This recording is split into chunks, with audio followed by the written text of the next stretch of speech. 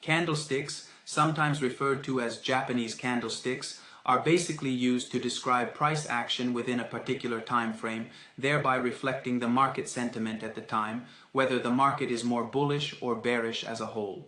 Within this time period, there will be the opening, closing, high and low prices, all of which are condensed into a simple candlestick. Candlesticks consist of a body and a shadow, which is sometimes referred to as a wick.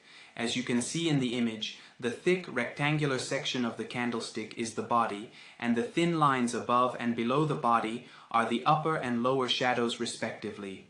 Let's take a look at the bodies of the two candlesticks above. Take particular notice of how the open and close prices differ from each other.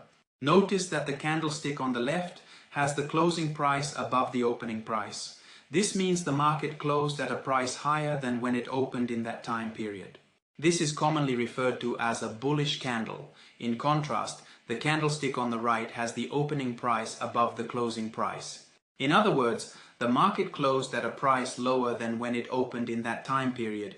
This is commonly referred to as a bearish candle. That is the inherent difference between these two candlesticks. Traditionally, the body of a bullish candle is white in color, whereas the body of a bearish candle is black in color. On your trading platform, you can edit the colors of the bodies to help you visualize the market better. Now let's move on to the shadows, the wicks of our candlesticks.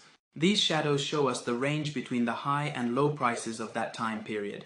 The top of the upper shadow is the high price, whereas the bottom of the lower shadow is the low price. By analyzing a candlestick's anatomy, and in conjunction with the candlesticks surrounding it, traders are able to draw conclusions regarding price action and market sentiment that can help them to make better trading decisions. If this helped you understand better the topic, make sure to like, subscribe, and hit the notification bell so you don't miss the next video.